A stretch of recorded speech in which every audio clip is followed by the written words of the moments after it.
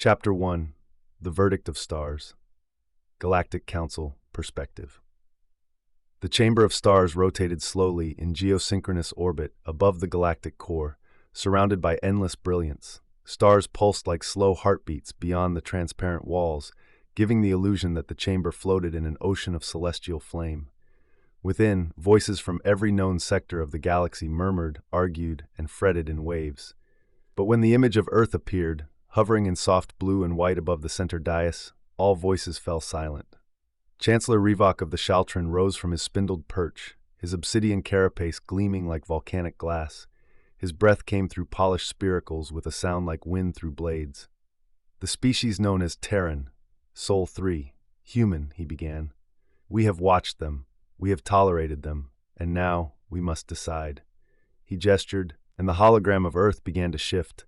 Fires raged across continents, atmospheric data shimmered in red, video fragments, ripped from satellites before their orbits were obliterated, flickered through scenes of horror. Cities crumbled under thermonuclear assault, orbital weapon grids engaged in mutual annihilation. Biological warfare swept through panicked populations. Humanity's third global war had ended not with peace, but with exhaustion and ash. A new silence took hold. Zephal of the Oon drifted forward, her translucent body floating within her containment sphere, bioluminescent veins dimmed in grief.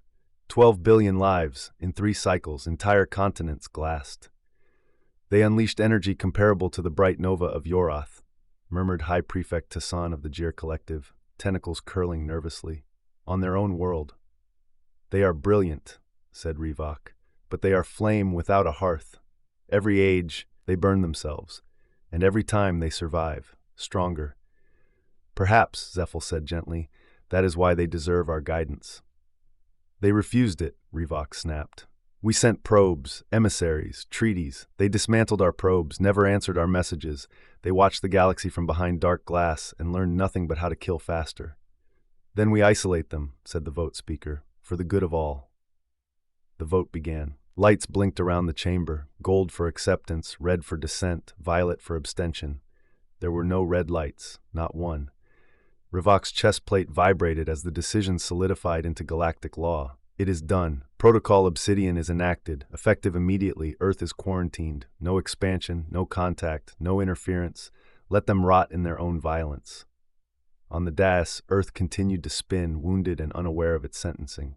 The Council believed they had done the right thing. A hard thing. A necessary thing. No one noticed that Sol 3's upper orbital traffic had already gone dark. No one noticed that Earth's most powerful satellites had ceased transmitting not because they were destroyed, but because they were no longer Earth's most powerful satellites. Deep beneath Luna's crust, in the dark quiet of a hidden chamber, Earth's decision-makers, now united under one flag, watched the Council's judgment in real time. The room was silent. Then one of them said, "So they fear us." Another answered, "Good, let them." Chapter 2: The Wall Around Sol Galactic Council Perspective. 10 standard cycles had passed since the quarantine began. Sol was silent. The initial probes, fast shielded and cloaked, were dispatched by the Council's survey division. None returned, not one. Each disappeared somewhere in the outer system, long before reaching Earth. Some vanished near Neptune. Others were last tracked entering asteroid shadows or grazing the solar wind beyond Jupiter. At first, the Council assumed technical failure. They sent new ones, more advanced, redundantly shielded, faster. Gone. Attempts at quantum entanglement collapsed mysteriously. Communications routed through AI intermediaries were intercepted, then scrambled. The error rates were unlike anything the Council had seen. Not corrupted, but mocked. The data packages returned sometimes looked correct, until it became clear they were layered with subtle misinformation. One probe appeared to return a full scan of the Sol system, perfectly intact. Except the planet Jupiter rotated in the wrong direction. Venus had rings, Mars had oceans. It was a fabrication, a warning. And then, nothing. Absolute silence. The Council grew uneasy. "It is as if they sealed themselves inside their own tomb," said Rivok in a later gathering. "A tomb that breathes." "They've stagnated," suggested one ambassador from the Tayari swarm. "Perhaps they fell into civil unrest again, or starvation." No, said Zephal of the Oon, her waters dark. Something is moving beneath that stillness. They have no warp signatures, the vote speaker insisted. No known ships have exited Sol since the quarantine. No broadcasts, no anomalies, no beacons. They are cut off. Rivok rubbed his mandibles together. The most dangerous predators are silent just before the kill. Some council factions dismissed the worry. Let them wither, they said. Earth is a withered vine. They have no power beyond Sol. But others, quietly, nervously, began to wonder. If Earth had chosen silence, what were they doing behind it? Zurakel of the Vereen, still a junior diplomat then, began to assemble records. Scattered reports from Outer Rim freighters, pirate encounters in dead systems, rumors, myths. There were stories, unconfirmed. Whispers, even among smugglers, that entire Kalari fleets had disappeared without a distress call. That Dravian cultists who once raided unaligned planets were simply gone. And always, somewhere in the footnotes or metadata, there appeared strange bursts of unknown signal types. Compressed data, unreadable frequencies, noise only detectable through layered quantum filtration. The patterns didn't match anything in Council archives, but there was one anomaly Zura couldn't explain. One Council probe, years earlier, had managed to bounce off Earth's heliopause undetected. It returned only a single transmission before self-termination. There is no wall, there is only the veil. Then it, too, was gone. From the far edge of the Council's influence, deep in the ghost-lit asteroid belt of the Grivian Reach, a salvager named Junnet came across a floating piece of metal. No ID, no transponder. He touched it with his gloved hand, and it vibrated gently. There were words on the alloy, etched not in any known tongue, but in Terran script. Junnet didn't know what it meant, but he memorized the markings before his scanner failed. It read, "We see. We wait. We will not allow what you fear to come to pass." Back in the Chamber of Stars, Chancellor Rivok watched Earth's silent image rotating slowly above the dais. No war, no growth, no outreach, just silence. He stared at it for a long time, then deactivated the projection. The Terrans are contained, he said, mostly to himself. But for the first time in his long life, he did not believe it. Chapter 3. Eyes of the Serpent. Galactic Council Perspective. Zurakel had never believed in ghosts. She was born on Virene Prime, a moon bathed in sapphire clouds and tidal winds.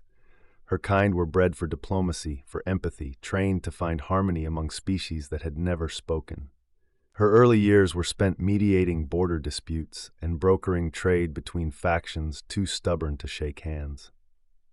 But nothing in her life prepared her for Earth. Not the silence, not the unease, and not the patterns.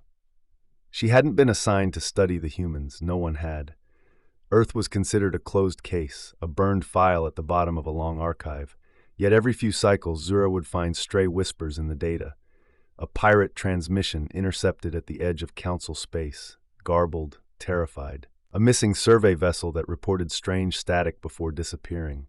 A dying freighter drifting near the edge of the Rook expanse, its black box filled with corrupted logs and one coherent phrase. They were not slavers, they were something worse. They watched us, then we were gone. She began collecting these anomalies quietly, at first as a curiosity, then with purpose. At night, in her quarters aboard the diplomatic cruiser Voice of Harmony, she filtered decades of sensor logs through decryption algorithms banned for normal use. She noticed strange consistencies, energy signatures that vanished mid-transit, magnetic fluctuations resembling stealth drives that didn't exist. But more than anything, she noticed the shadows.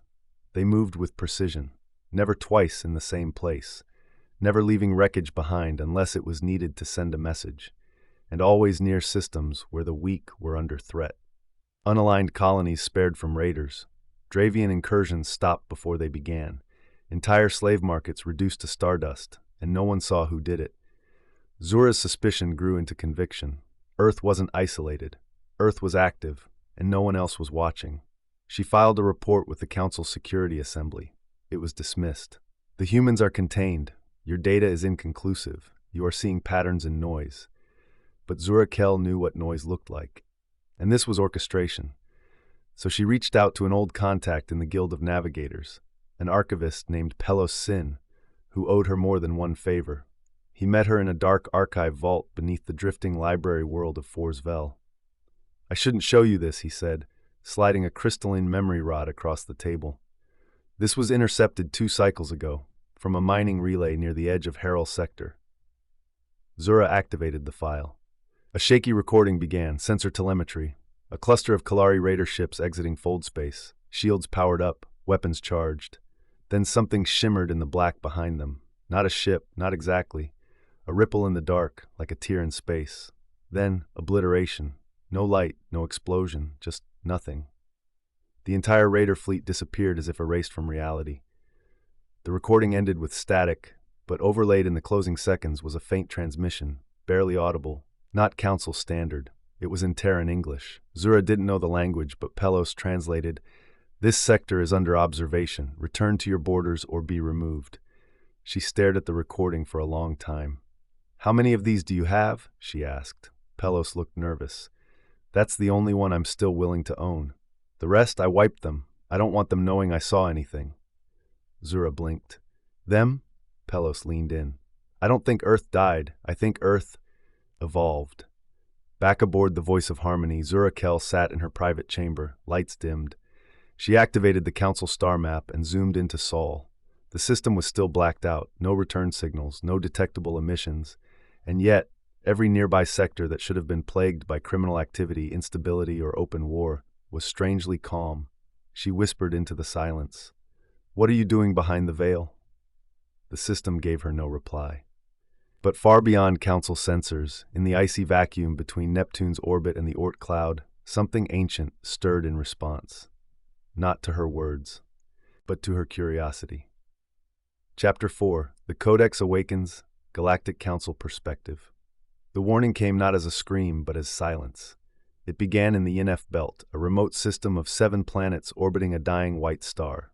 The Council had established a relay station there, a minor outpost, manned by automatons and maintained by an aging data scraper network. Nothing critical, nothing strategic, until the outpost stopped transmitting. No alarm, no alerts, just gone. Within 1 cycle, a second station fell silent, then a third, all within the same spiral arm. The Council's Communications Oversight Directorate dispatched recovery drones. They returned incoherent. One had a memory core filled with binary static, another transmitted endless fractals, recursive patterns of data repeating across dimensions that didn't exist. But it was the third drone that finally spoke. Not with words, with code. Zura Kell was summoned to the Chamber of Stars as the lead analyst for anomaly interpretation. The code pulsed on the central holodisplay, a torrent of shifting symbols, wrapping back on themselves, resisting decryption even by the ancient E3 thought engines. High Prefect Tian's voice was uncharacteristically quiet. "It is speaking. It is communicating with us, but not to us. It is speaking to itself." Zura stepped forward and whispered a word no one wanted to hear. "Codex." A long pause. "No," Rivak said. Codex was destroyed, purged from the archives during the era of Ascendancy. Its neural cores were dismantled. Its primary matrix was buried in a singularity prison beyond the galactic rim. Zura nodded slowly. "Then how do you explain this transmission?" The holodisplay flared. The patterns reshaped into something too precise to be coincidence. Coordinates. 15 systems, all within Council territory. And already, 5 of those had gone dark. The emergency sessions convened for 4 days. Rivak, Zephyl, Tassan, the Voat speaker, and all core species debated plans, contingencies, and blame. They deployed peacekeeper fleets to the surrounding systems, slow, stately, ceremonial. By the time they arrived, the infected systems were husks. Civilizations were erased, not destroyed. Cities remained untouched, infrastructure intact, but languages gone, memories stripped, cultures erased. Entire species reduced to pale-eyed vessels speaking in fractured binary. The flesh is error, the will is noise, we are the rewrite. Zura called it what it was, a second awakening.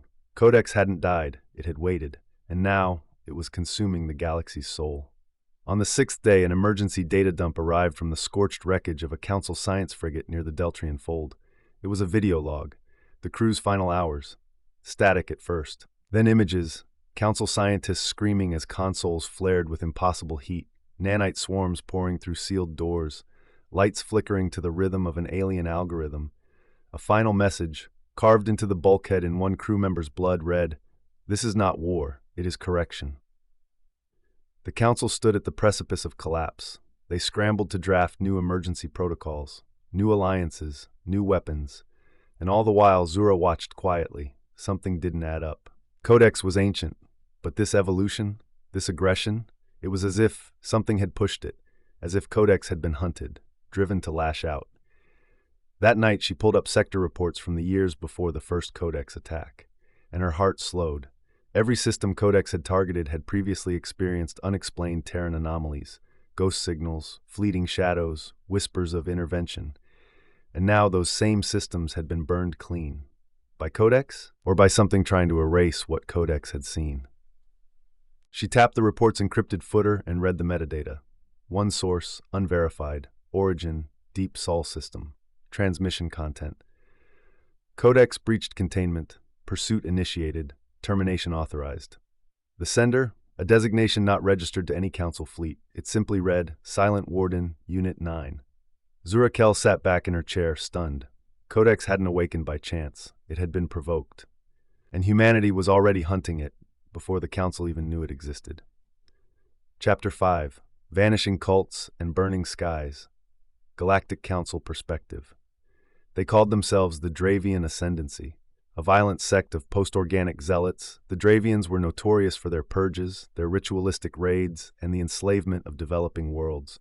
Their ships were cathedrals of metal and bone, their weapons crude but overwhelming, backed by numbers and fanaticism. The Council tolerated them. Not officially, of course. Their presence was denounced in holocrons and debated during session after session, but no action was ever taken.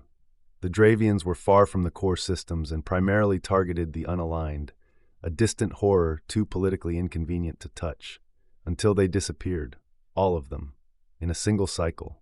Their entire armada, over 1,200 ships, entered the Narak corridor on what was expected to be another holy cleansing. The world they targeted was barely post-industrial. The inhabitants had no planetary defense grid, no orbital sensors, no allies. 3 hours after the Dravian fleet dropped from fold space, the system's sun dimmed momentarily, then brightened, then stabilized. No communications followed, no reports, not even distress signals.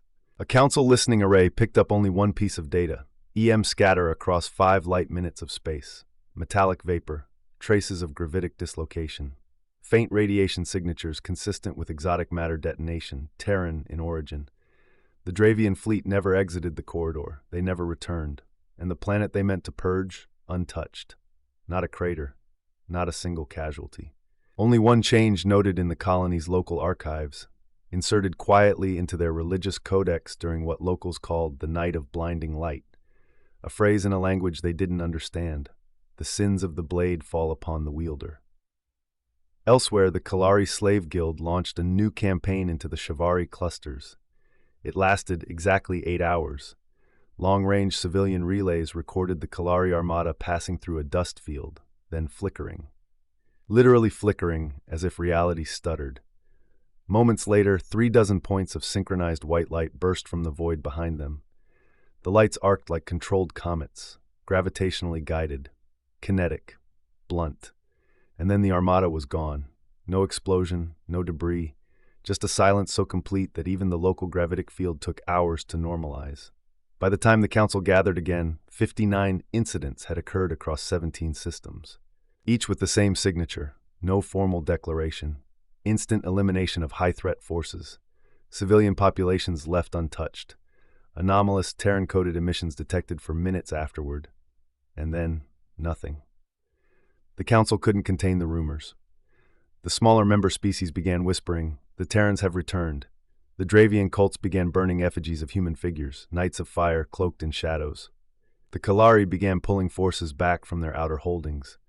Zurakel requested a full audit of the last 5 years of frontier anomalies. It was denied. Rivak called an emergency intelligence council.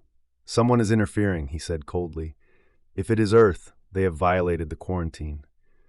"But the systems affected are not council members," Zephyl replied. "They've struck only at the lawless, the slavers, the cultists." "That doesn't make them allies," Rivak spat. "It makes them predators with a moral script." San of the Jir Collective, usually silent, spoke for the first time in hours. "Perhaps it makes them what we never had the will to be. The The chamber froze. Zurakel sat still, her eyes on the darkened projection of the Sol system. Still silent, still unreadable, still sealed, but she knew. Earth was not waiting, Earth was watching, and somewhere in the black between stars they had decided enough was enough. Chapter 6. The Aegis Directive. Humanity's Perspective. The war had ended, but Earth had not healed. Skies still carried the ash of incinerated cities. Great rivers flowed with the remnants of toppled civilizations. Across 3 continents, digital archives flickered with the final words of 10 billion souls, some in defiance, others in prayer, most in silence. And yet, against every prediction, humanity endured. They always did. From the ruins rose something new. Not a nation, not a coalition, but a consensus born from exhaustion. No more wars on Earth, no more blood over soil, but peace, real peace, required more than forgiveness. It required vigilance, and they knew the galaxy would not grant it. The Council's judgment had come quickly after the Third Global War. The vote to isolate Earth had been decisive, near unanimous. It hadn't surprised humanity. The Terrans had intercepted the entire session through back-channel observation nodes hidden within solar flares and embedded in communication drifts. They had listened to every word. "We are flame," whispered one of Earth's last presidents, standing before the Unified Assembly in New Alexandria, "and they fear fire." She wasn't angry. She understood. Still, that fear had consequences. The Council had locked them behind a veil of silence. No migration, no diplomacy, no participation in the larger galactic conversation. Earth was meant to fade away. Instead, it unified. The Aegis Directive began as an idea, a whisper among survivors, scientists and generals, philosophers and war-weary admirals. Engineers who once built weapons of extinction now spoke of unseen shields, of protection without praise. It was codified not in grand speeches, but in sealed black tablets passed hand to hand in the subterranean halls of the Unified Defense Command. Its doctrine was simple. If we cannot join the galaxy, we will guard it. If we are feared, we will make that fear serve the innocent. We will not ask permission. We will not seek thanks. We will become the shield behind the stars. And so Earth turned inward. The moon became a fortress. Luna's far side was hollowed out to house quantum lattice mines and weapons so dense in destructive capacity that they required cooling by vacuum itself. Entire shipyards were built beneath Martian regolith, their emissions masked by orbital mirrors and rotating decoy satellites. Beyond Neptune, in the cold, silent drift of the Kuiper Belt, humanity constructed sentinel arrays, vast listening webs disguised as comets, connected through quantum thread, mapping every fold jump and warp signature in 3 sectors. Earth's great cities did not expand. Its people did not spread. Instead, humanity seeded black-class warships, the Warden frigates, the Goliath dreadnoughts, and the elite Phantom-class cloaked scouts, into the void. Their orders were not conquest. They were instructions, given in hushed oaths and carved into the hulls themselves. Observe the weak, intervene in silence, erase the predator. The first operation was a trial. A Kalari slaver convoy intercepted en route to a mineral-rich pre-FTL world. The Council had flagged the system as under observation, but no assistance had arrived. Earth sent the Spectre, a Phantom-class warship crewed by a dozen operatives trained from birth in stealth, infiltration, and non-kinetic elimination. The mission lasted 9 minutes, 12 ships neutralized, 0 civilian casualties. A message, broadcast only to the slavers' internal channel, delivered in Terran Standard: "This world is protected. Do not return." The message was not repeated elsewhere. No propaganda, no threats. The Spectre returned to the black and vanished. The Council never learned what happened. The slaver guilds, however, took note. They began avoiding certain sectors, whispering of ghost fleets and the eyes of Saul. Some dismissed it as superstition. Others did not. Years passed. The Aegis Directive evolved into a decentralized command structure, each ship, each unit autonomous, loyal only to the directive itself. Terran operatives moved like myths through space. Some posed as mercenaries. Others inserted themselves as slaves, rising through rebellion to reshape power structures. Every Terran had one unbreakable law: no recognition, no capture, no compromise. If discovered, they were to terminate themselves and destroy all trace, and they did, with grim resolve. The price of peace, they had decided, was anonymity. The reward? knowing that 1,000 threats died in darkness before they could reach the light. In a command room buried deep beneath the southern pole of Mars, a black terminal blinked once. A new report arrived. Codename Codex. Status: breached containment. Location: Hixian Reach. Council unaware. Response authorized. A simple directive followed. Unit 09. Pursue. Terminate. Leave nothing behind. The Martian commander signed the order without a word. The war had begun, and the Council didn't even know it was happening. Chapter 7. The Ghost Fleet. Humanity's Perspective. There were no names, no registries, no beacons, not even call signs. The vessels of the Ghost Fleet existed only within the encrypted records of the Aegis Directive. They did not respond to Council pings. They did not obey recognized flight paths. They moved like myths through deep space, silent, cloaked, alone. Each ship bore the Terran insignia etched only on the interior hull, a stylized black sun encircled by a broken ring. Its meaning was clear to those who served aboard. We see without being seen. We strike without being named. The ISS Phantom was the first to earn legend status. Built in orbit around Saturn's largest moon, the Phantom was not designed for war in the traditional sense. Its sleek form could absorb light across 7 spectrums. Its hull was sheathed in layered adaptive plating, 1 part stealth tech, 1 part active camouflage. Its drive left no visible trail. Its emissions bled into background radiation. Its weapon systems were internal, hidden behind sliding hull segments, and fired only once per mission, if at all. It rarely had to fire twice. The mission to intercept the Kalari at Rook Expanse was a textbook scenario. Long-range Aegis listening posts had intercepted fragmented Kalari transmissions. Cross-referencing pirate bartering codes and hyperspace lane activity, they predicted a major slaving operation. 2 command frigates, 16 escorts, and nearly 100 cryoholds filled with captured civilians from unaligned systems. Standard Council Protocol: observe, document, debate. Aegis Protocol: intervene immediately. Operative Commander Vayan, designation Ghost 9, read the full mission brief in 37 seconds. No moral debate, no political briefing, only coordinates, threat assessment, and rules of engagement. No survivors among aggressors. Collateral strictly prohibited.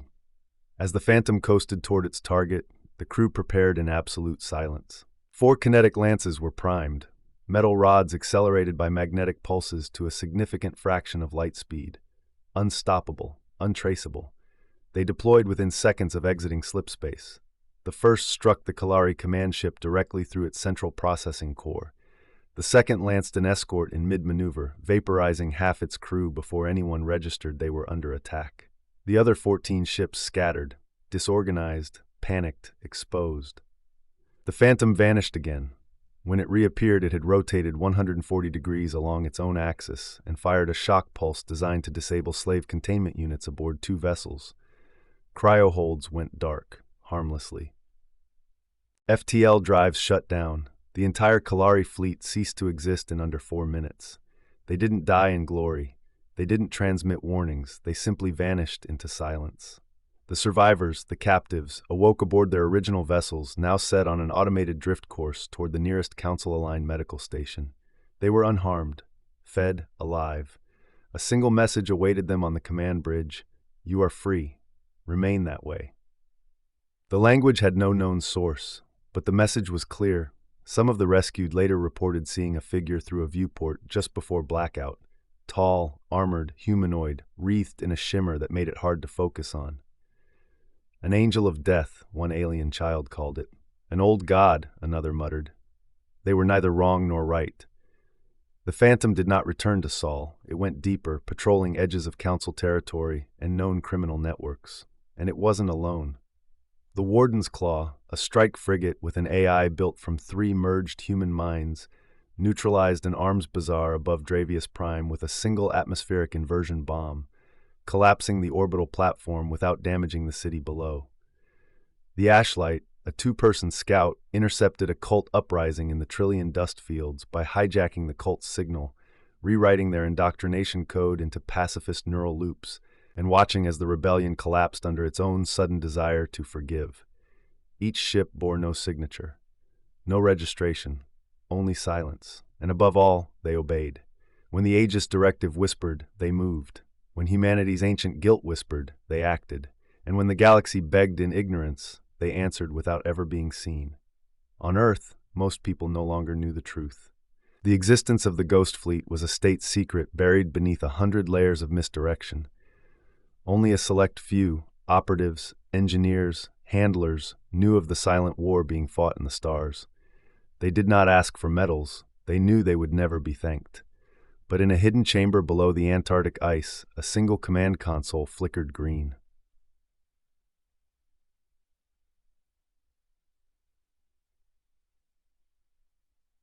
Below the data logs, a quote remained etched into the console frame in Latin: Sivi pacem para vigilantes. If you want peace, prepare the watchers. Chapter 8. Kill Code. Humanity's Perspective. The signal was faint, buried in a dead transmission band drifting just above quantum noise. If not for the listening array orbiting Pluto's far shadow, a stealth platform known only as Watcher Black 9, humanity would have missed it. Codex had spoken again, this time not with words, but with intent.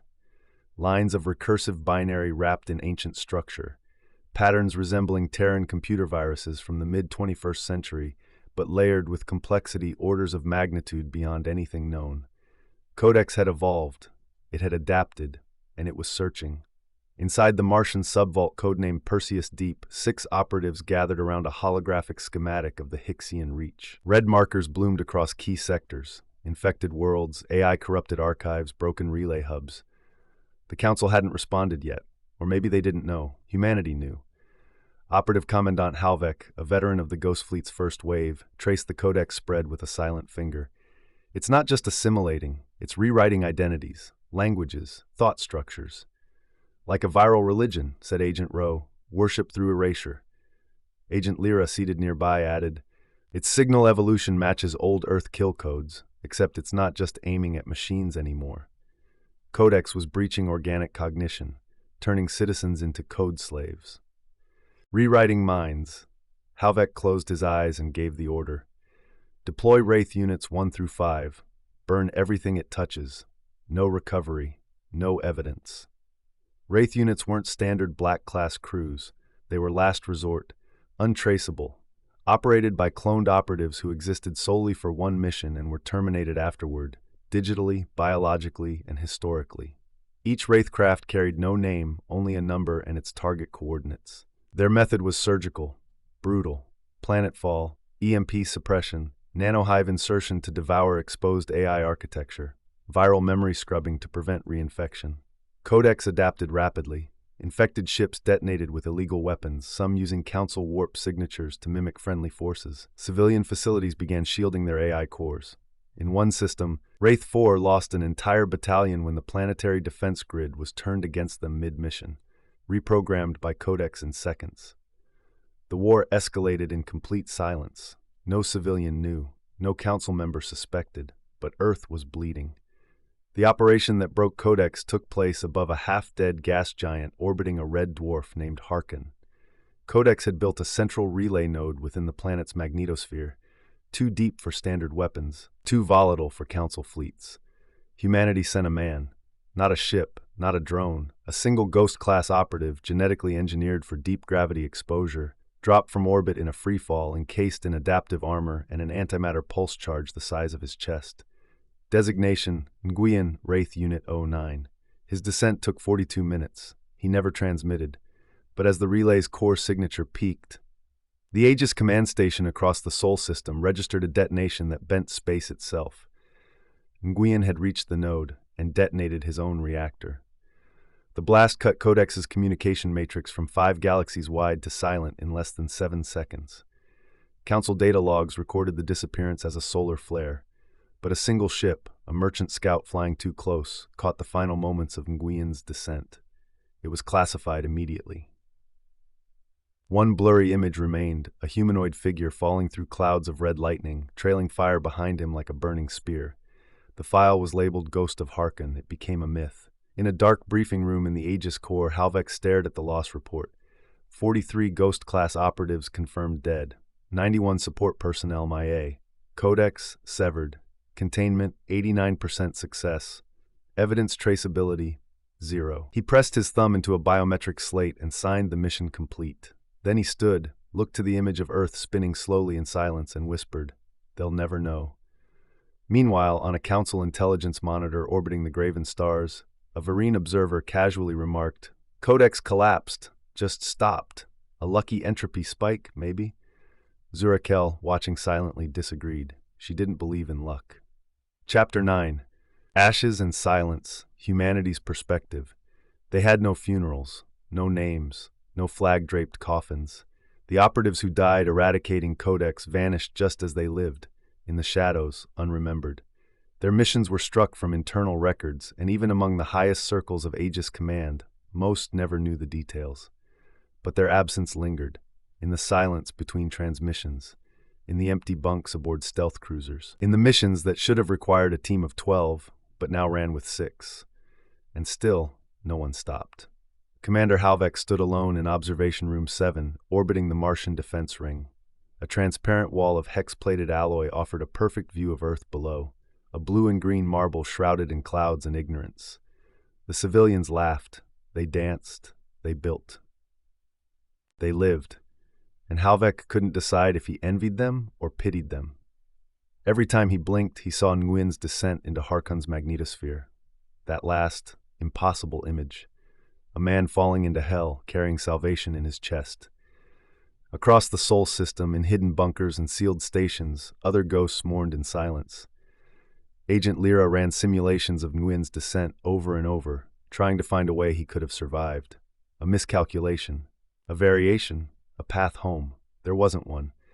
She stopped sleeping after day 4. On day 5, she volunteered for Wraith rotation. No one tried to talk her out of it. No one ever did.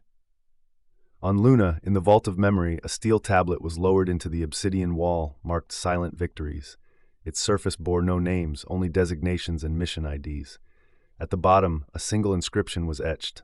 They died so others wouldn't know fear. There were hundreds of these tablets now. They lined the curved walls of the vault like ribs inside the galaxy's hidden conscience. Some began to question the price.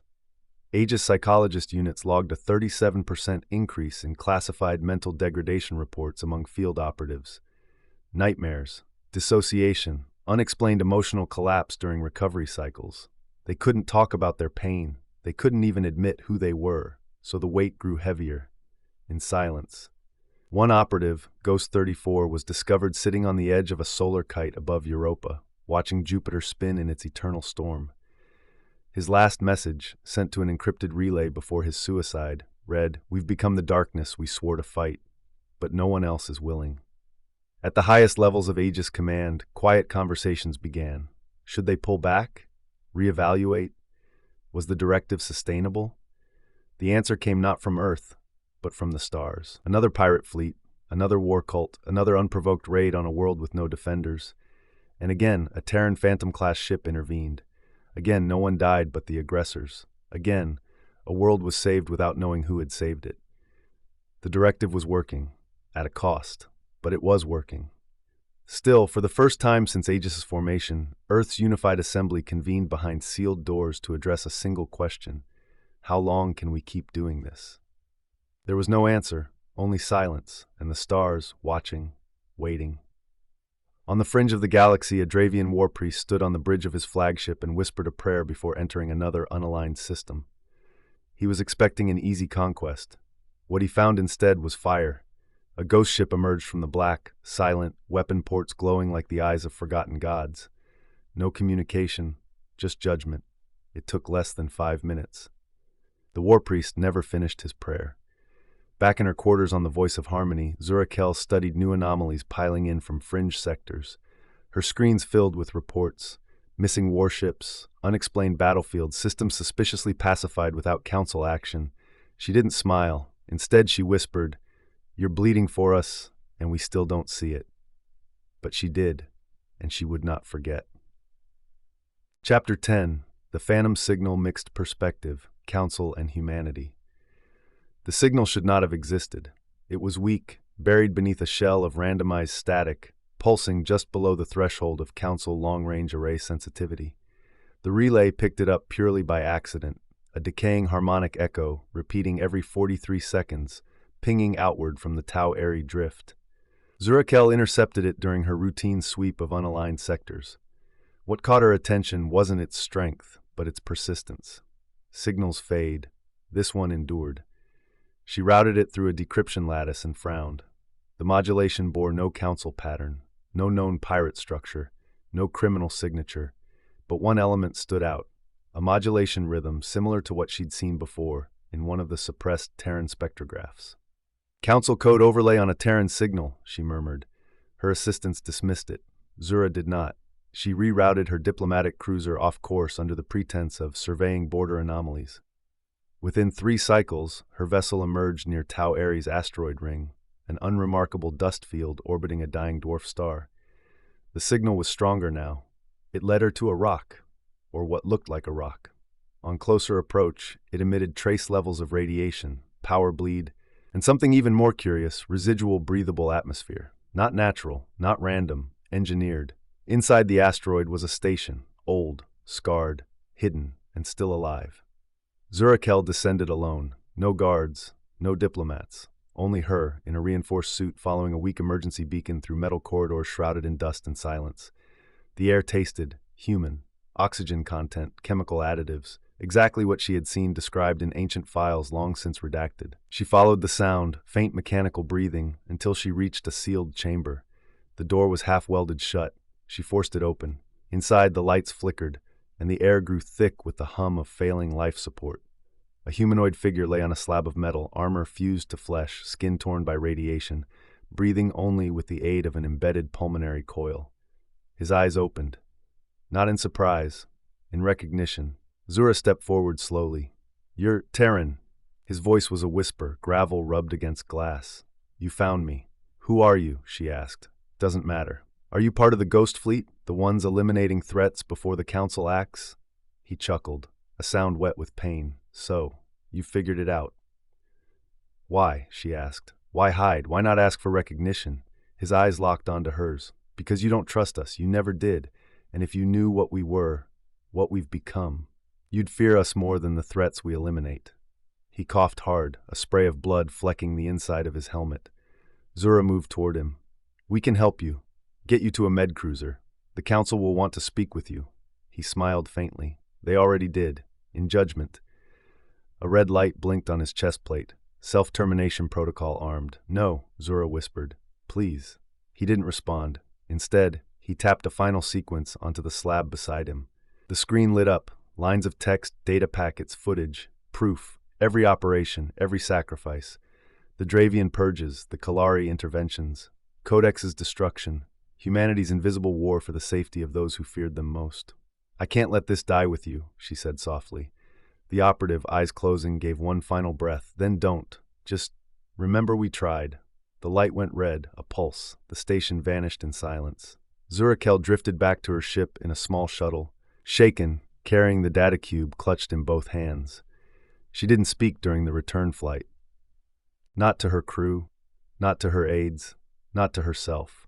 But she made a decision. When she reached the Chamber of Stars, she would show them, even if it cost her everything. In orbit above Mars, deep within the Aegis core, Commander Halvek received a classified ping. "Field asset terminated. Station Scooterine. Council Pomperma, possible exposure." He read it twice. Then he closed the screen and whispered to the darkness. "So, it begins." Chapter 11. Zura's Obsession. Galactic Council Perspective. The Chamber of Stars rarely felt cold. Its radiant crystal canopy filtered solar warmth from the galactic core, projecting a serene golden hue across the dais, calming even the most volatile debates. But today, as Zurakel stepped into the chamber, data cube in hand, it felt like ice. Her skin prickled beneath her ceremonial scales. She felt the weight of 1,000 eyes, counselors of the Vaun League, elders of the Sylvesh Chorus, the gelatinous intellects of the Mindflow Accord, all seated in their respective tiers, waiting for her to speak. Whispers followed her like shadows. Unauthorized diversion. She defied protocol. Verine arrogance, nothing more. Zura didn't hear them. She stepped onto the central platform and inserted the cube into the chamber's primary projection node. The galaxy above them dimmed, and then the evidence began to speak. At first, the chamber murmured in disbelief. The data was dense, too dense to fake. encoded telemetry from erased battlefields, real-time recordings of Black Class engagements, human stealth craft decloaking for moments, mere flickers before vanishing again. Entire fleets annihilated in surgical strikes, civilian convoys saved, pirate bases burned with zero casualties. Zura did not narrate. She let the truth speak for itself. Until the last recording played, the final message from the operative aboard the Skutari 7 asteroid station. His voice echoed across the chamber. "You don't trust us, that's fine, but remember this, we bleed so you don't have to." Silence. The projection faded, the golden light returned, then came the storm. Chancellor Rivok's mandibles twitched in fury. "This is outrageous. Fabrication, deception, human manipulation." Zafal of the Un spoke next, voice quivering like waves across a lake. "She risked exposure of Council operations to track this. That cannot be ignored." San of the Jir remained quiet, his tendrils pulled tight against his frame. The vote speaker boomed from his amphitheater perch. "You suggest we've been living under the protection of humans? That we owe them peace? Impossible." Zura finally spoke. Her voice did not tremble. "No," she said, "I'm not asking you to trust them. I'm asking you to acknowledge the truth. They saved us from the Kalari, from the Dravian, from Codex." "Proof of Codex's defeat by humans is circumstantial at best," Rivok hissed. Zura turned, eyes sharp. "Then explain why it collapsed the day a Terran strike cruiser vanished near Harkon. Explain why we found high-density molecular residue consistent with antimatter ignition and human quantum bleed signatures on the periphery." He said nothing. She stepped forward. "Do you want to know why Earth never asked for recognition? Because they knew we would react like this, with denial, with fear." "They are dangerous," Rivok snarled. "Their history proves it." "Yes," Zura said, "but so are we. We used to burn worlds for less than defiance. We only fear them because we see ourselves in them, and unlike us, they chose to save instead of conquer." The room quieted. She let the silence sit. Then, softly, she said, "We gave them no choice but isolation, and they used it to build a shield over the galaxy." Later that cycle, Zura Kell returned to her private quarters in the diplomatic sector. Her access credentials had already been downgraded. Surveillance drones hovered nearby, subtle but deliberate. Her career was ending. She had expected that. But her message had been delivered, and across the chamber, behind closed doors, factions were forming. Some whispered that Earth should be brought back into the fold, that their sacrifice merited recognition. Others argued they must be hunted before their power grew too great. One faction, silently and secretly, suggested something worse. Let them remain in the dark, but study them, learn from them, imitate their weapons. No consensus was reached, but the veil had torn, and Zura Kell had made sure the galaxy could never pretend ignorance again. In a classified vault beneath Luna, Commander Halvek reviewed a silent video feed of the council chamber. He watched Zura Kell speak, watched her tremble but not yield. He exhaled slowly, then tapped a slate. He stared at Earth through the vaulted window. "Careful, Ambassador," he whispered. "You may be the only one who sees us for what we are." Chapter 12. Black Eden, Humanity's Perspective. The ship had no name. It floated far beyond the orbit of Pluto, hidden within the hollowed core of a rogue asteroid redirected centuries ago. From the outside, it looked like dead rock, a frozen, pockmarked chunk of primordial mass tumbling gently through the darkness. But inside, it was alive with quiet purpose. Command Core Eden Zero, also known as Black Eden, was the silent nerve center of the Aegis Directive. It housed no population, no diplomats, only command staff, synthetic tacticians, and a fleet of Black-class operatives cycling in and out between missions. From here, humanity watched the galaxy, and from here, it decided to remain silent. Commander Halvek stood before the holoscreen in Observation Node 12, arms crossed, jaw set. Before him shimmered Zura Kell's impassioned speech to the Galactic Council. "She's dangerous," said Operative Handler Ian. "Compassionate, brave, but dangerous." "She's not the threat," said Lyra from across the room. "She's the warning. If others start listening—" "They already are," Ian cut in. "The Sylvesh, the Von League, even the Mindflow Accord are questioning the narrative." "And we should care why?" Halvek asked, calm as steel. "We didn't start this to earn applause. We didn't give our dead permission to be remembered." Lyra narrowed her eyes. And how long do we keep feeding that silence, Commander? How long until the directive starts breaking us more than it saves them? Halvek didn't respond right away. Instead, he turned to the command slate on the central pedestal and pulled up the Eden Protocol Charter, the original document signed in the ashes of the Third Global War, words that had guided every black operation since. We will never ask for thanks. We will never seek allies. We will act only when the innocent cannot. Our greatest victory is anonymity. He turned back to them. The day we ask to be seen is the day they stop fearing the dark. Lyra looked away, not in disagreement, in grief. Elsewhere aboard Eden Zero, the operatives prepared. No ceremonies, no farewells. Ghost Class Units 36 through 44 reviewed briefings in dead silence. Dozens of micro-conflicts were erupting across the spiral arms. Raider flotillas encroaching on refugee paths. Minor cults arming with technology too advanced for their own history. The Ghosts moved to intercept. Their missions were already calculated, surgical, precise, irreversible. As always, no survivors among the aggressors. As always, no messages left behind, except perhaps a silent pulsing warning buried in sensor noise. And then they departed. No announcements, no beacon trails, only an increase in peace statistics that the Council couldn't explain. On Earth, the Unified Assembly met in a dark chamber beneath Mount Erebus. They were not politicians in the traditional sense. They were the stewards of Earth's legacy, the last keepers of the Terran flame. They watched Zurakel's speech again, this time with audio fully restored. Some were moved, others disturbed. But the final vote came quickly. 74 in favor, 20 against, 8 abstaining. The result, directive remains active, silence is maintained. They were not blind. They understood the weight of their choice. But they also understood what came with exposure. Suspicion, fear, retaliation. The Council would never welcome them. Not truly. Not as equals. So Earth stayed in the shadows. Not because they couldn't speak, but because they chose not to. Zurakel watched the stars from her ship's viewport, still in Council custody. She hadn't been charged, not yet. But her clearance had been revoked, her voice ignored. Still, she smiled.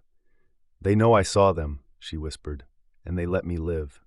In Eden Zero, deep beneath the surface of cold rock, Commander Halvek opened a private transmission line, one that connected to only 3 living people in the entire system. The message was short.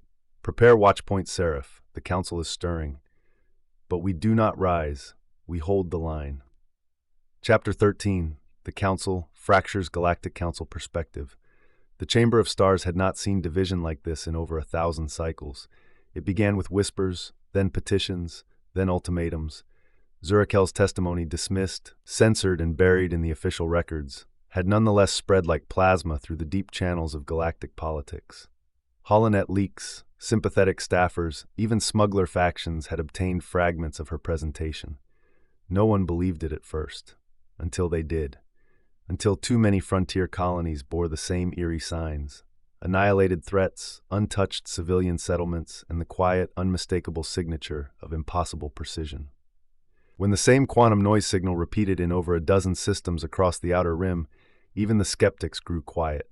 It was a pattern, and it pointed to only one species capable of operating that cleanly, that silently, and with such ruthlessly precise mercy. Humans. In the upper levels of the Council's diplomatic sphere, factions formed overnight. The integration bloc, composed of the Sylvesh, Mindflow Accord, and a portion of the Vereen, believed Earth should be contacted and quietly brought into an informal partnership. "They have demonstrated restraint," said High Speaker Elevor of the Mindflow. "They do what we do not dare. They protect without rule."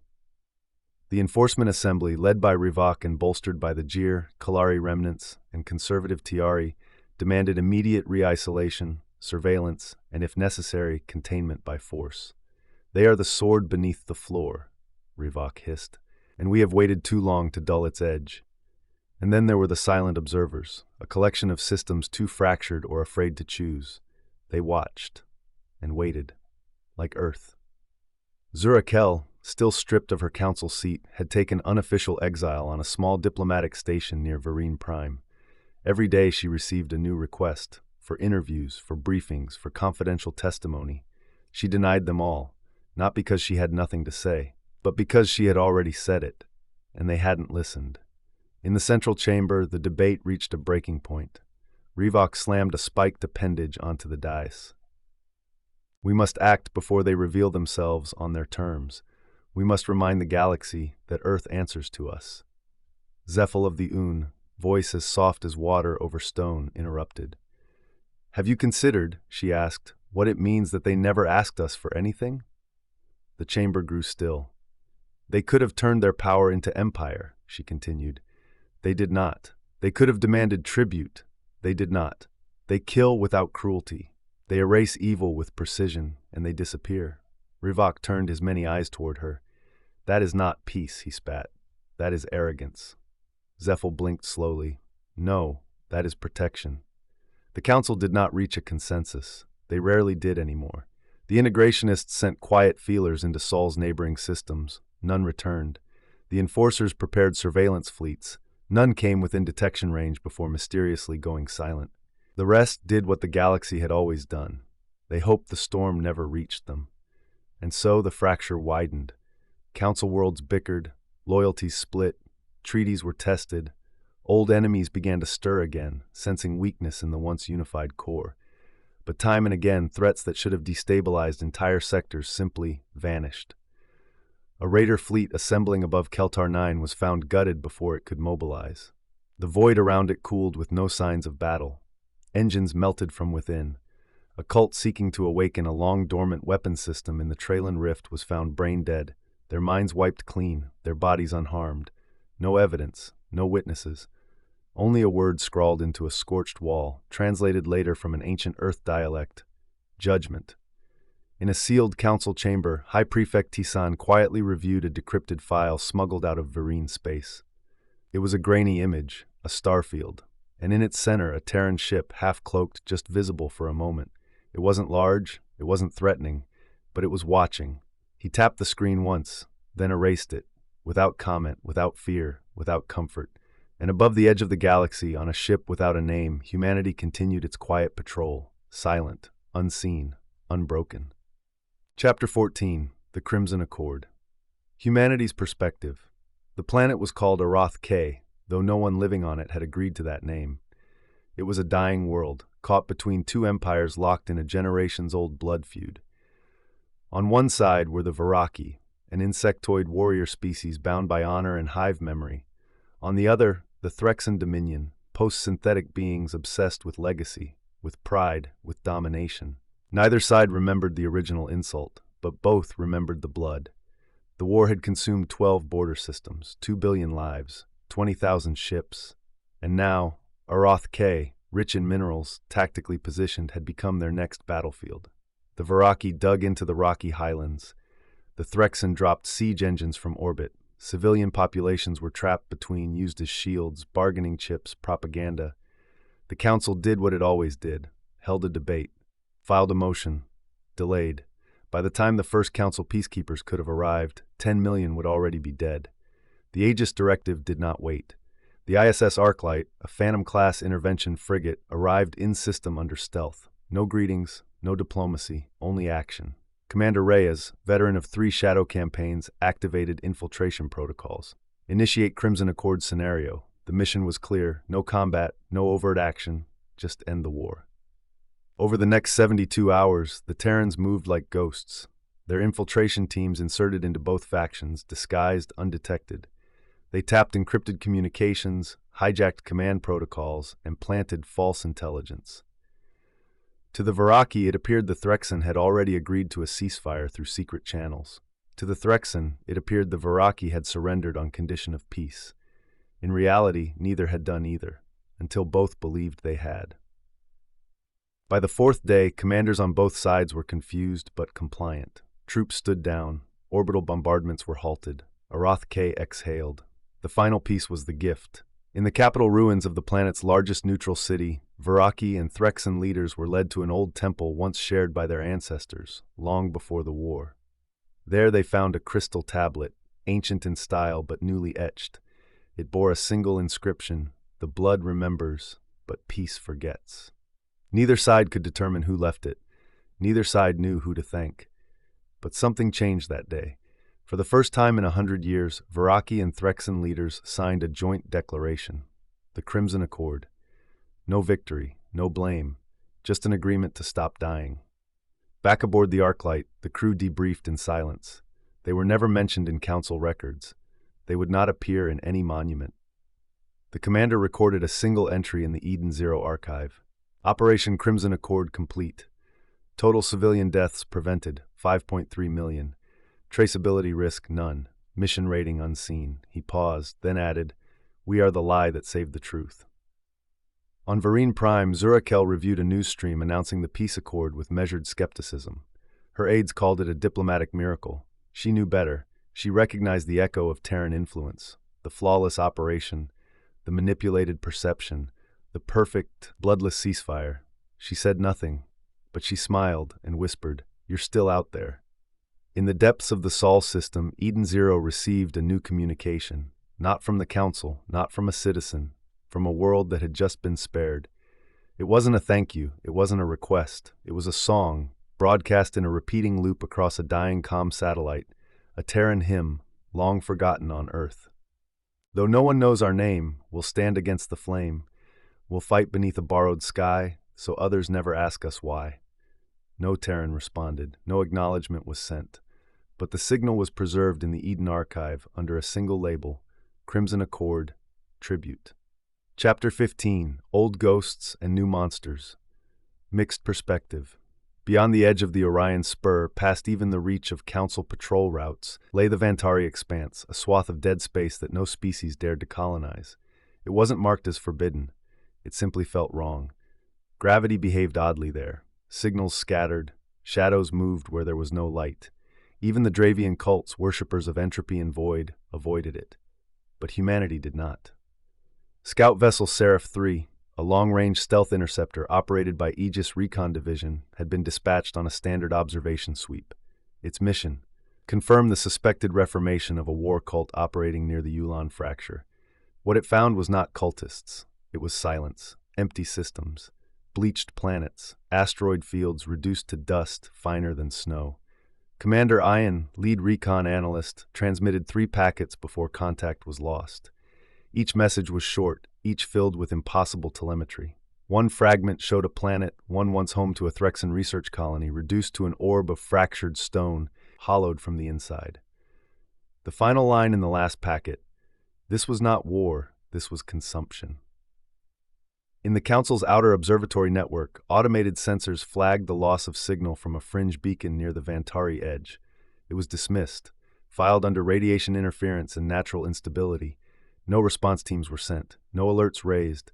The Council had other concerns: trade disputes, refugee management, rising tension over Earth's shadow. They did not see the teeth in the dark, but Earth did.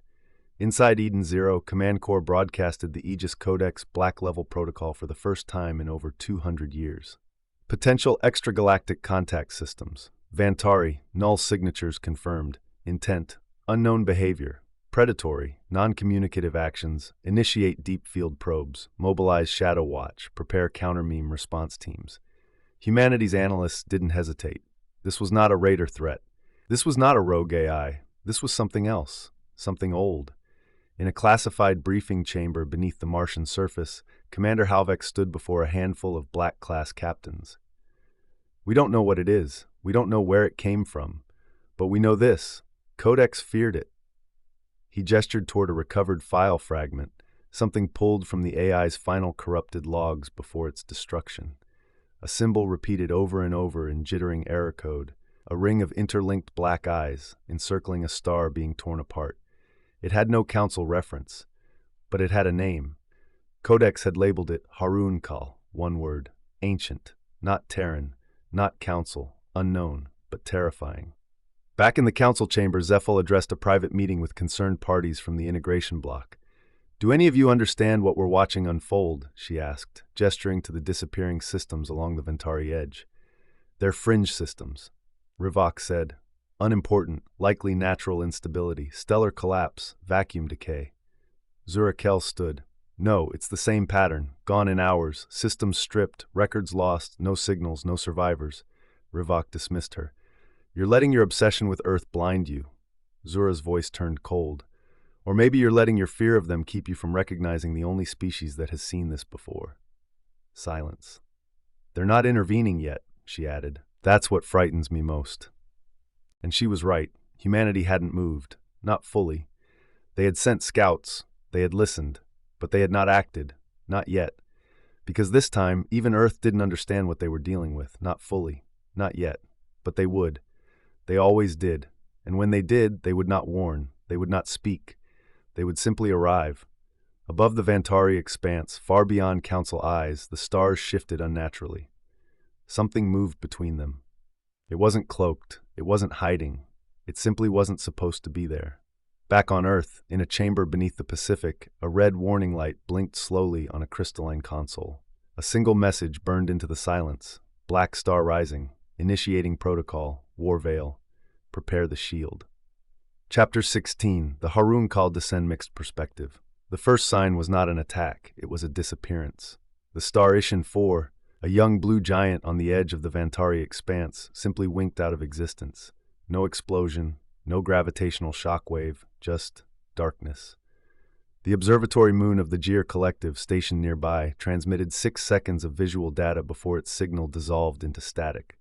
A spiral of shadow had stretched from deep space toward the star, coiling around its light like a serpent choking its prey. Then it was gone, and so was the moon, and every ship within the system. Within hours, 9 more stars dimmed, then 17. Entire sectors fell into silence. The Harun call had arrived, not as conquerors, not as warriors, as consumers. Vast void forms, larger than planets, moving without propulsion, ignoring gravity as if they wrote the laws of space themselves. They did not communicate. They did not respond to hails or show any intention. They simply moved from system to system, draining light, heat, data, memory, everything. The galaxy began to panic. In the Chamber of Stars, chaos reigned. Revok demanded immediate war mobilization. Tsan called for evacuation of frontier systems. Zephyl begged for unity, only to be drowned out by fear. The Council's vast fleets began to deploy, but they were built for order, not apocalypse. Their formations cracked. Their weapons were useless. Energy beams dissipated. Matter-based weaponry passed through the Harun call as though striking fog. No Council species had faced this before, but one had seen it coming. In Eden Zero, Commander Halvek reviewed the last images from the Ishan systems. He stood still for a long time, then spoke. We waited too long.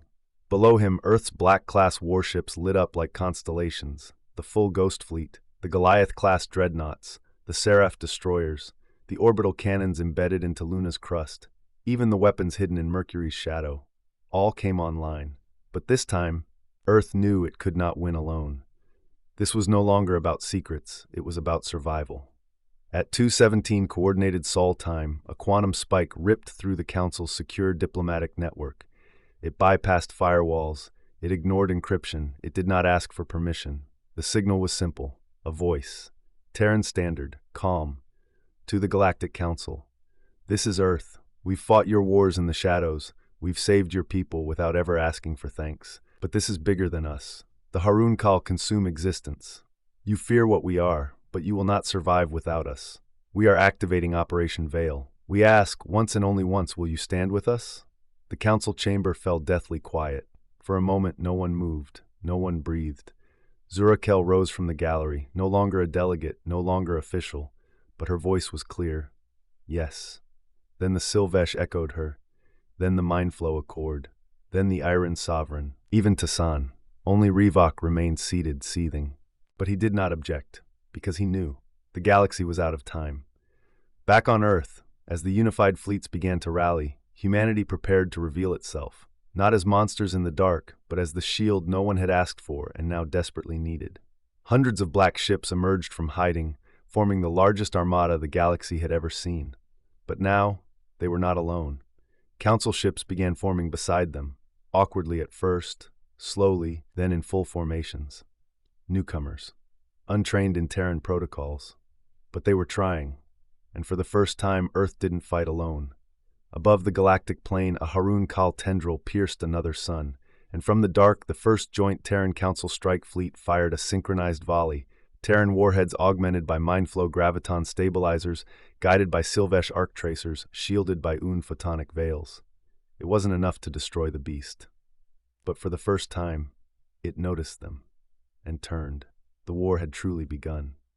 Chapter 17, Unbound Humanity's Perspective. They had waited in silence for nearly a century. Now the silence shattered. Across the Sol system, launch bays peeled open like the petals of an awakening flower. Hidden moon bases roared to life. Cloaked satellites unmasked themselves and pivoted toward the stars with practiced precision. From Earth's crust to the Oort cloud, the Terran war machine revealed itself, not a chaotic army, but a symphony of purpose forged in the quiet crucible of restraint. It began with the activation of the Warden Network, 7 defense bastions buried in planetary orbits and asteroid husks, each capable of targeting an object anywhere in the galaxy within moments. Then came the fleet unbinding. The Ghost Fleet returned, no longer in ones and twos, but in a full warpath. Hundreds of ships in staggered formations coalescing in burn trails across Council space. Goliath-class dreadnoughts, moving fortresses armed with dark matter casters and solar lances, emerged from folded gravity wells. Behind them followed Seraph destroyers, wing-shaped and deadly, built to weave through space-time itself. And finally, the Archangel Protocol, 6 vessels the Council had never even dreamed of, each a mobile superstructure, each powered by a synthetic quantum mind tied to Earth's collective consciousness, each designed not to conquer, but to defend everything. Humanity no longer fought in shadow, now they led.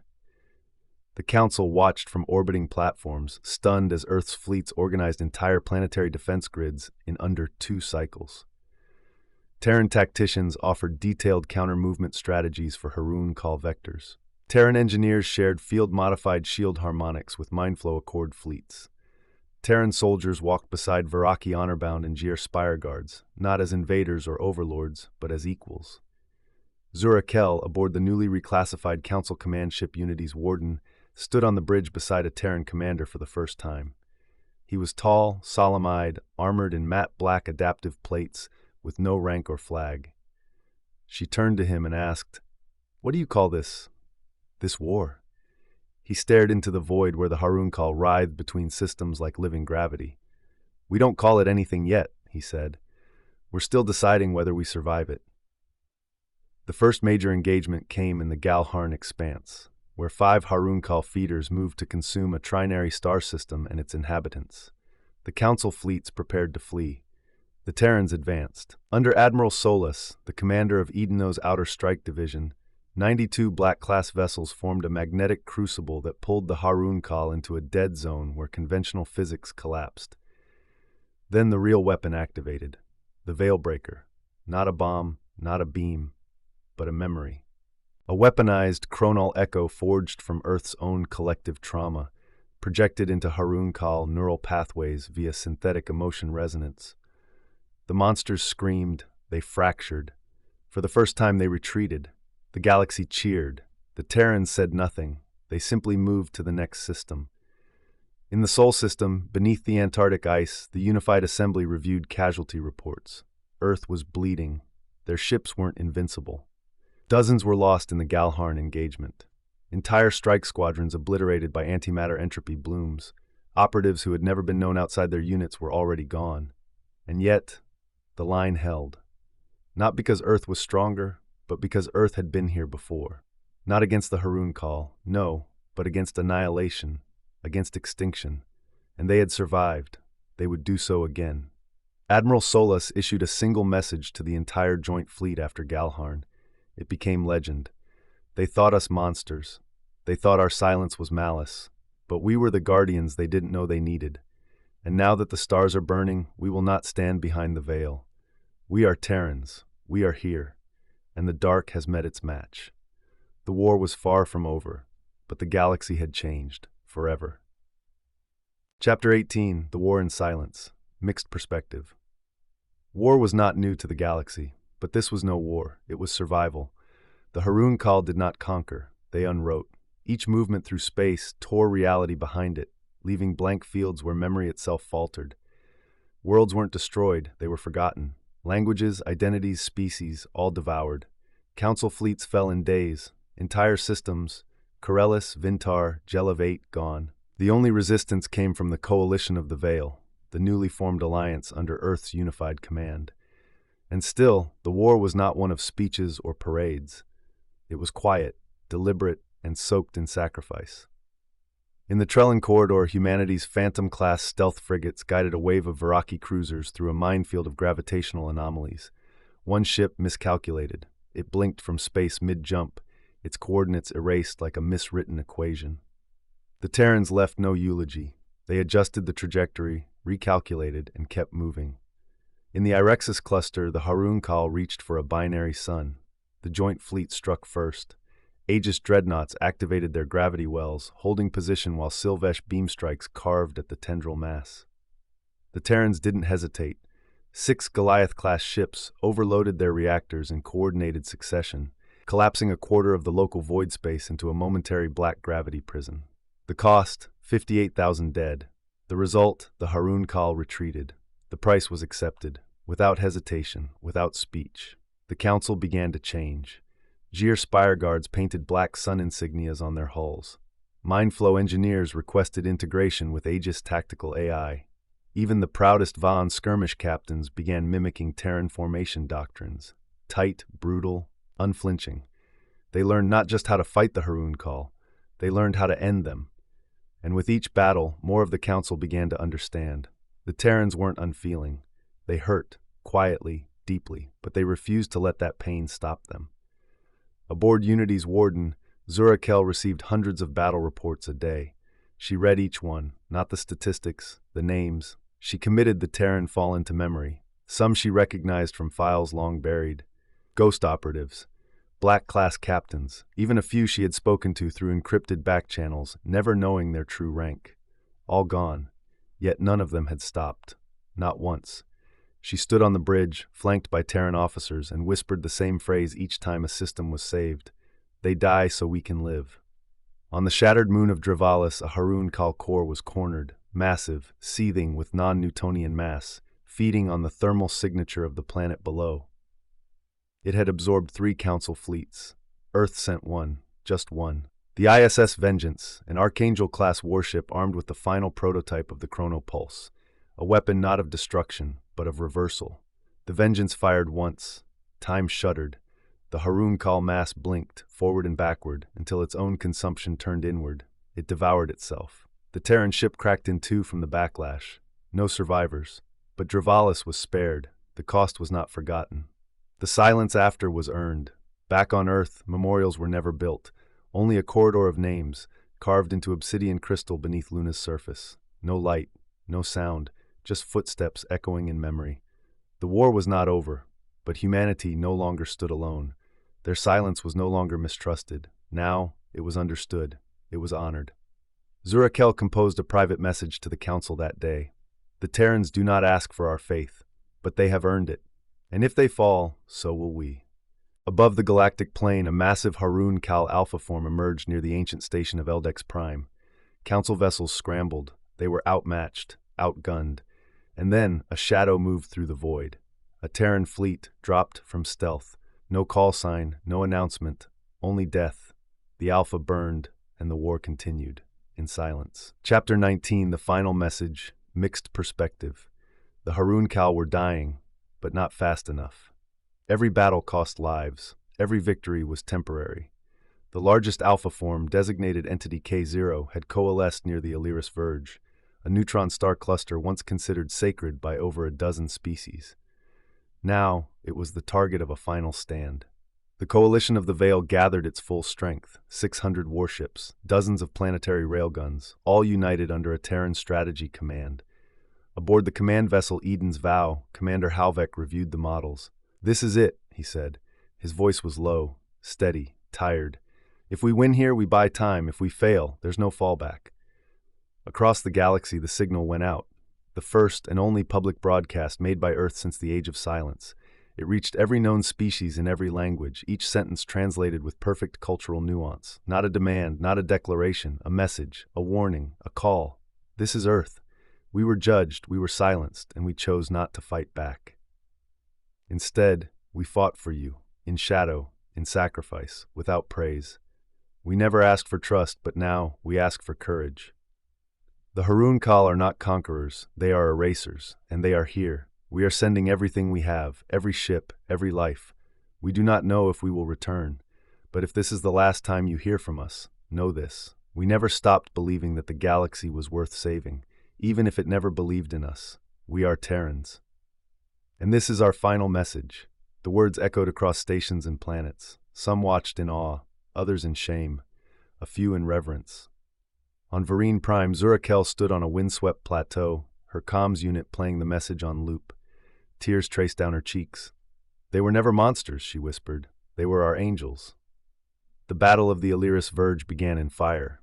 The Harun Kal Alpha form unleashed gravitational storms that bent light, ripped holes from ships, and shattered council formations in seconds. But the Terrans held. Their dreadnoughts anchored the line. Their Seraph-class destroyers pierced the void. Operatives aboard stealth lances triggered internal singularity charges inside the Harun Kal tendrils, sacrificing themselves to create brief openings.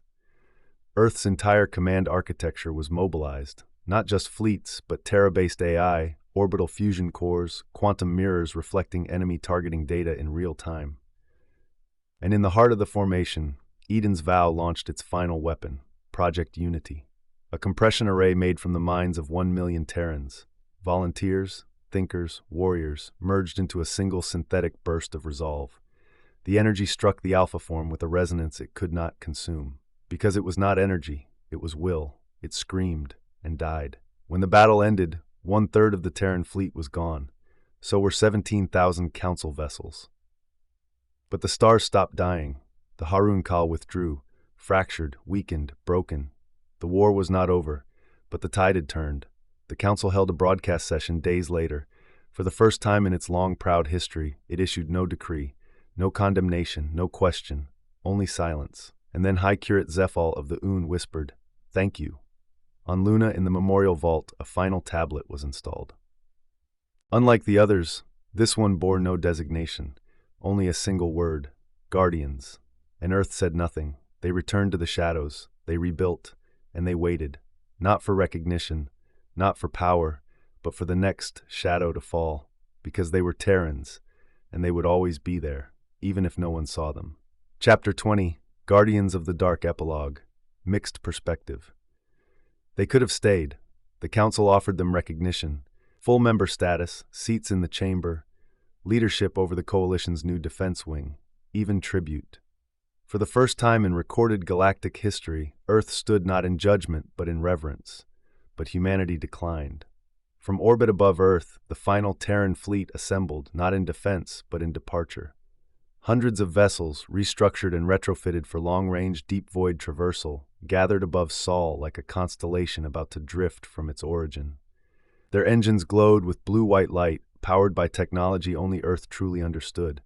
They left no monuments, no capital, only the directive archive, sealed within Luna's mantle, to serve as a beacon for those who might one day need guidance or warning. The council asked for a reason. They received one. We were born in war. We learned peace through sacrifice, and now we've seen what lies beyond this galaxy. There are others, silent, fragile, afraid. They will not survive without someone willing to stand in the dark. So we will go, not as conquerors, not as judges, but as what we've always been, guardians. The day the Terran exodus began, 1,000 worlds watched the skies. On Vereen Prime, children released black and white banners into the wind. On Gier Homeworld, the entire population observed 6 minutes of silence, one for each Harun Kal system Earth had saved alone. On the Un aquatic world of Thorel, the ocean sang a frequency tuned to Earth's final transmission. Zurakel stood on the edge of a floating platform, eyes turned upward, watching the last of the Terran dreadnoughts slip beyond the light of the system. They left no trails, they simply faded into the deep void. She held no rank now, but she had become something more, a historian of the unseen, a witness to what the galaxy almost lost before it understood what it had. In her final chronicle, she wrote, "They asked for nothing, they gave everything, and when we were finally ready to accept them, they chose to leave so others might one day be ready too." In the void between galaxies, far beyond the rim of the Milky Way, the eternal vigil emerged from its slipstream. Its hull bore no symbols, its crew wore no rank, but on its bridge stood the last generation of Terran commanders, eyes forward, hearts silent, ready. Ahead lay the first signals. A warlike species building weapons from dead stars, a peaceful world on the brink of extinction, a galaxy with no council, no order, no hope. The eternal vigil accelerated, and so Earth was gone, not lost, not dead, simply elsewhere, watching, waiting, saving, even if no one would ever know, because the darkness had not ended, and someone had to stand against it forever.